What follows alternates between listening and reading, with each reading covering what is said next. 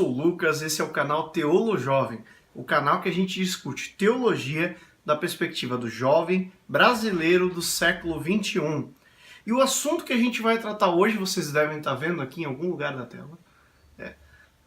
tela, é um assunto que foi comentado por um dos nossos inscritos. Ele pediu pra gente falar um pouco sobre RPG e cristão. E não é aquele tipo de massagem para regular a coluna. A gente vai falar do jogo RPG no dia de hoje. Dungeons and Dragons, 3DT, GURPS, Vampiro à Máscara e muitos outros nomes, modelos, estilos, inclusive alguns deles brasileiros, como por exemplo Tormenta RPG, Império de Jade, são exemplos de RPGs que se tem no mercado nos dias de hoje. Mas o que é o RPG? Como surge esse negócio? E será que o cristão pode jogar isso? Bom, a grande questão é que o RPG ele surge em 1974, já faz bastante tempo. E o primeiro título foi justamente Dungeons and Dragons, também chamado aqui no Brasil de Masmorras e Dragões. Era um jogo que se baseava em rolagens de dados, computação de pontos e fichas e basicamente lutas onde os jogadores eram heróis que enfrentavam os vilões, que podiam ser os mais diversos. Um mago poderoso que quer conquistar o mundo, um dragão malvado que sequestrou a princesa. Todo esse tipo de coisa se enfrentava nesse jogo. Com o passar do tempo, os RPGs foram ganhando novas versões, se transformando e indo para diversos gêneros, desde vampiros, lobisomens, até coisas mais cyberpunk, e você tem hoje uma infinidade, inclusive com modelos como o Mega City, que você pode ser literalmente o que você quiser. O que é o RPG? É um jogo onde você pode interpretar um personagem. O jogador, ou os jogadores, porque geralmente se joga em grupos, cada um interpreta um personagem e funciona como um grande teatro. Você narra as ações do seu personagem. E o que determina se essas ações foram bem-sucedidas ou mal-sucedidas são as rolagens de dado que definem ali o que aconteceu. E um dos jogadores é o que chama-se de mestre. Por quê? Porque ele é o narrador da história. Ele controla tudo no mundo, menos os jogadores. Ele controla o vilão, ele controla o cenário, ele descreve o que está acontecendo, ele descreve como é a cidade. E esse é o formato de como se joga RPG. E por que RPG e cristianismo são coisas que podem entrar em conflito? O que acontece, gente, é que na década de 90, principalmente na década de 90, houve um boom nas grandes mídias, nas televisões, falando mal de RPG, falando de pessoas que estavam sendo assassinadas por causa de RPG, porque RPG era coisa do satanismo, e aí as pessoas se reuniam para fazer bruxarias lá e um assassinar o outro. E tinha todas essas questões e a grande mídia noticiando e falando mal e sem nem entender o que era na prática. E aí os cristãos falam, poxa, se é satanista, não pode ser cristão.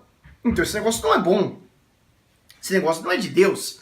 Então não dá pra gente jogar isso aí. E muitas igrejas começaram campanhas para falar, não, os jovens não podem jogar esse negócio é do capeta, para jogar você tem que fazer um pacto com o diabo. E foi um tremendo problema.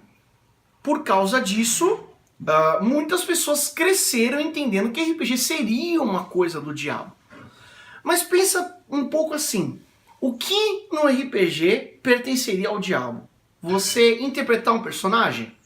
Porque se interpretar um personagem é uma coisa do diabo, cristão não pode ser ator. Cristão não pode fazer teatro. E fazer teatro na igreja, no fim de ano, na Páscoa, qualquer coisa desse tipo, seria coisa do diabo. Porque interpretação, Ah, não, mas é porque você tem que jogar os dados e ficar lançando sortes. E esse negócio de lança sortes é coisa do capeta, porque você tá... Talvez aí entre uma questão. As pessoas estão confundindo um pouco RPG com jogos de azar. RPG não é um jogo de azar. É um jogo de estratégia, de interpretação de personagens. Não tem nada a ver com jogos de azar como Poker, 21 ou qualquer Blackjack, qualquer outra coisa desse tipo. Tem muito mais a ver com você calcular o movimento que você está fazendo para tentar conseguir um objetivo lá na história. Por exemplo, sei lá, matar o dragão e salvar a princesa, entendeu? Então não é um jogo de azar. E se sorte é uma coisa que te incomoda tanto como cristão, lembre-se que os discípulos lançaram sortes para ver quem ia substituir Judas, né? Acabou sendo Matias, ele aparece ali naquele trechinho de Atos, e eles lançaram sortes. Então, também não é nada tão anticristão assim. Ah, Lucas, então RPG tá tudo certo, você pode pegar, jogar, se divertir, brincar com seus amigos e vai ser uma coisa muito legal. Mais ou menos, gente. Alguns tipos de RPG, entre eles eu poderia citar, por exemplo, Vampiro à Máscara, Lobisomem Apocalipse, Mago à Ascensão, são um pouco mais sombrios, mais pesados, mais adultos, que inclusive envolvem sensualização, envolvem, sabe, mexer com questões de imaginário de crimes, assassinato. Não são coisas muito, sabe, não é você salvando uma princesa de um dragão. Não é uma coisa como um filme do Senhor dos Anéis, onde você é o Legolas, você agarra a rédea do cavalo e pula em cima dele, joga 10 flechas e mata um elefante gigantesco. Não é uma coisa assim, são coisas mais sombrias, mais mórbidas. Esse tipo de RPG é um pouco complicado para o cristão, porque o cristão ele não lida bem com a morbidez. Vejam, não é que o cristão tem medo de morte ou dessas tipo de coisas, não. O cristão não tem que ter medo de nada, porque tendo Deus, ele nada pode afetá-lo.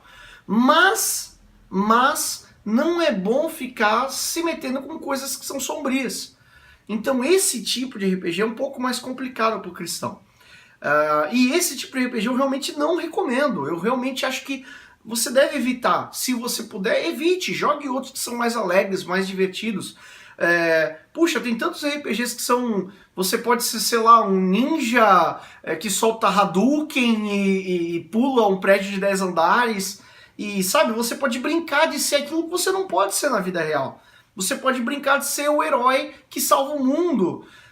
E isso é quase como um videogame, só que ao invés de você exercitar sua convivência com uma máquina e uma tela de TV, você exercita sua convivência com a sua criatividade, os seus amigos, sabe, bolando estratégias para superar dificuldades.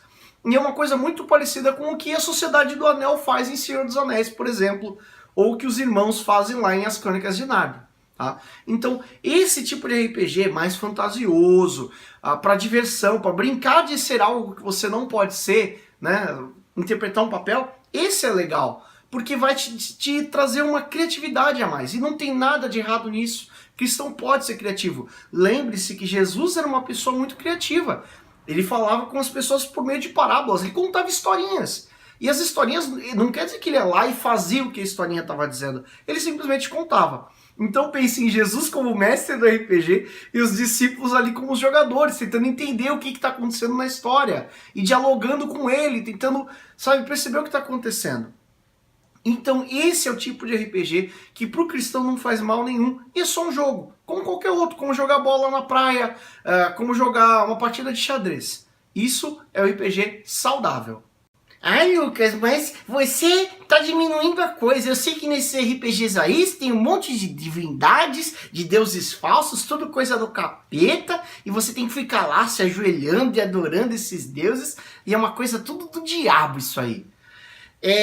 Gente, não é bem assim, veja bem. Quando você joga RPG, você está falando de mitologia fantástica.